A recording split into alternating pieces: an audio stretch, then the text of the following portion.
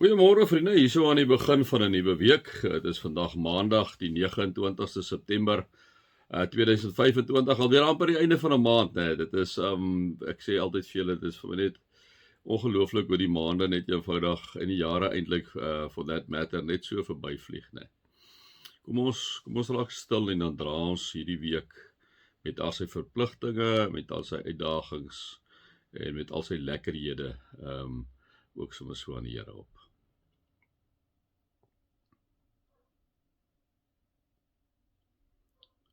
O Heilige Gees, hier is ons weer 'n week wat U vir ons gee, verniet met groot genade. Here, ek kom vra vir U dat U vir ons sal begelei in hierdie week om die regte besluite te neem. Here, om die regte keuses uit te oefen. Help ons hierdie week om op 'n mooi manier met mekaar te praat, waar ons ook al gaan. Help ons, al verskil ons vir mekaar, dat ons altyd met menswaardigheid teenoor mekaar sal optree. Here, gee vir ons die wysheid om te onderskei wanneer om wat te sê. Here, plaas 'n wag voor ons mond voordat ons iets sê wat ons miskien later berou en voor moet jammer sê. Help ons, Here. Amen.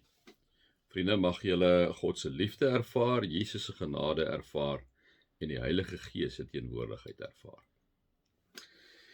Vriende, ek gaan nou maar so aan met Efesiërs, die brief aan die Efesiërs van Paulus.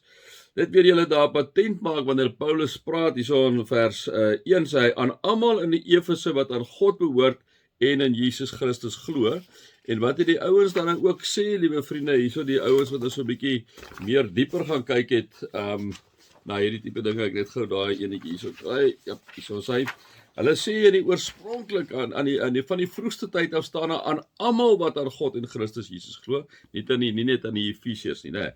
En hierso staan aan almal in Efese wat aan God behoort en in Christus glo, en dan sê hulle hierso in die oorspronklike ding staan daar, in die vroegste manuskripte staan daar aan almal wat aan God en Christus Jesus behoort. Dit is net 'n nuance verskil, maar dit is net interessant, hè. Ons het 'n bietjie gepraat oor die uitverkiesing, liewe vriende, want hier in vers 4 staan, so het hy nog voordat die wêreld geskep is, ons in Christus uitverkies om heilig en onberispelik te wees, né? So ons is uitverkies om heilig en onberispelik te wees. Ons het so 'n bietjie daarby stil gestaan. En toe het ons 'n bietjie stil gestaan by genade, waar hy sê in sy liefde het hy ons volgens sy genadige beskikking toe ook al daarvoor bestem om deur Jesus Christus sy kinders te wees, né? Daai bestem gaan ook oor oor uitverkiesing, né? So ons hom nou maar 'n bietjie deurvat. En dan het ons gepraat, het ons van mekaar gesê het, liewe vriende, dat die genade gaan oor Jesus wat vir ons gesterf het aan die kruis, en ons het die vergelyking getref van die boot wat eintlik al op pad is voor die storm uit, en iemand spring as prins af, en daai boot moet terugdraai binne in die storm in, gooi 'n reddingsgordel vir daai ou wat hy nie verdien nie, want hy het as prins afgespring, maar hy verdien dit nie, maar hy het teruggekeer, van die gordel gegooi, het ingeklim. Dit is genade. Genade is onverdiend. Jy verdien dit nie. Hulle kon hom net daar gelos het in die see om dood te gaan, hè. Maar hulle het die see getrotseer, dood getrotseer om sy lewe op die ouende te red. Dit is genade. Jesus het die dood kom trotseer. Hy's inderdaad dood, liewe vriende, om in jou en my plek te kom sterf, alhoewel ek en jy dit nie verdien het nie, né? Ek en jy maak net droog, en dit is genade. Dit is genade. Okay. Dan gaan ons aan hierso in Efesiërs vir dan sê hy, deur Christus het ons deel geword van die volk van God, soos hy dit vooruit al bestem het. Soos hy dit vooruit al bestem het. Weer uitverkiesing. So het hy hom dit voorgeneem. Hy wat alles laat gebeur volgens sy raadsbesluit, dis sê Paulus, né? Hy wat alles laat gebeur volgens sy raadbesluit. Daarom moet ons die eerstes wat ons hoop op Christus gestel het, die grootheid van God prys. En wie is die eerstes? Hierdie mense hier in die vroeg, hierdie ding is omtrent geskrywe, dink ek, so ek nou nie mis het nie, liewe vriende, as ek weer gaan kyk, so 61, 63 na Christus, as jy die brief geskryf, so is letterlik omtrent 30 jaar na Jesus se dood, wat hy die brief geskryf het, en wat hy dan nie kom sê, daarom moet ons die eerstes wat ons hoop op Christus gestel het, so amper al die eerste geslag, nadat Jesus op 33-jarige ouderdom dood is, né? Ek wil sê, ons is die eerstes wat ons hoop op Christus gestel het. Die grootheid van God en met die grootheid van God prys. Kom sê hy daai tyd al vir hulle. Deur Christus het ook julle deel geword van die volk van God, toe julle die waarheid wat aan julle verkondig is, die evangelie van julle verlossing gehoor en tot geloof gekom het. So hierdie eerste mense, liewe vriende, hier in 61, 63 na Christus, wat die evangelie gehoor het, miskien nou 'n bietjie vroeër, né? Die evangelie gehoor het, wat het gebeur? Die evangelie gehoor en hulle tot bekering gekom. Nou, my siening altyd daarvan is, vriende, dat jy kom nie sommer net tot bekering. Die Heilige Gees is die heeltyd besig om met jou te werk. En soos die Heilige Gees met jou werk, raak jy al hoe meer ontvanklik vir God. En op 'n kol dan sê jy ja, nou wel as party mense wat ons nou sê nee, stel nie belang nie. Dit is die onverstaanbaarheid van ongeloof, né? So deur Christus het ook julle deel geword van die volk van God, toe julle die waarheid wat aan julle verkondig is, die evangelie van julle verlossing gehoor en tot geloof gekom het, kom sê hy vir hierdie mense.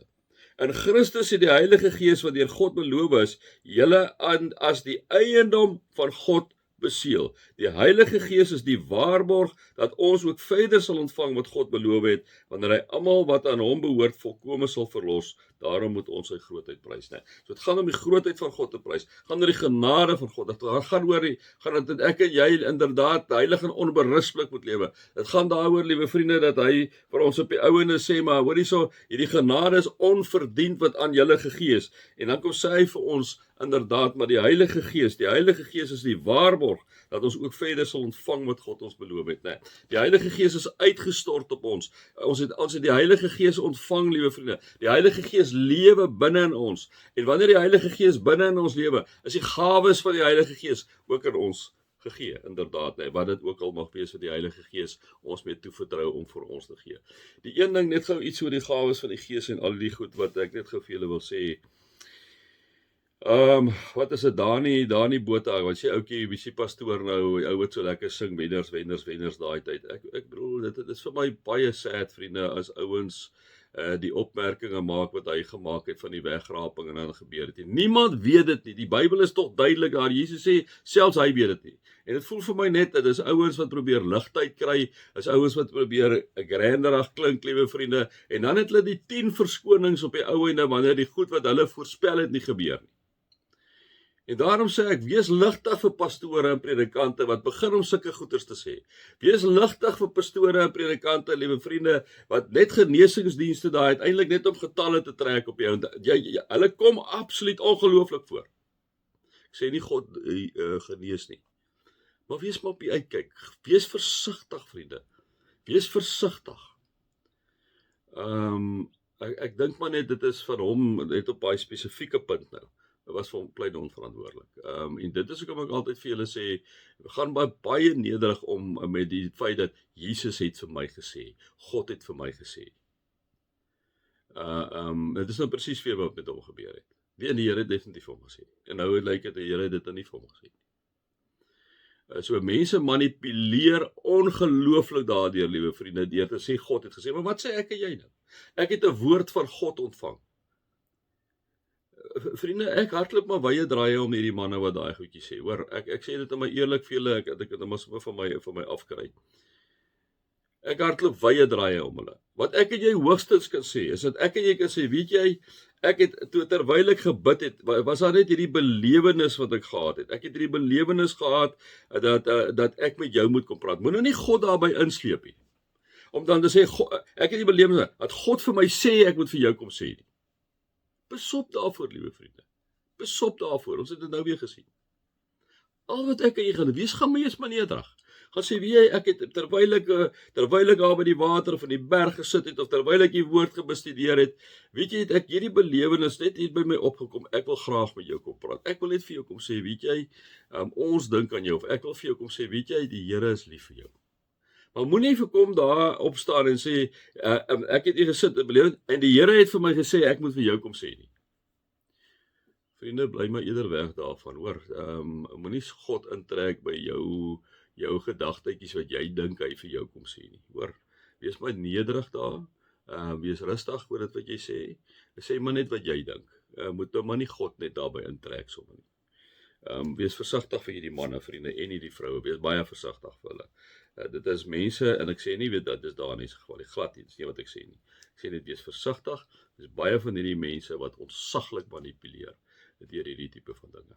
En deur visioene, en deur drome, wat jy kan nie aanvat nie, want hy kom sê vir jou, God het vir my hierdie drome gegee. Die meeste van die drome, liewe vriende, is net eenvoudig nonsens. So besop daarvoor. Ag, ek sommer my 5 sent, by 5 sent vandag. Mag julle God se liefde ervaar, sy genade en sy teenwoordigheid.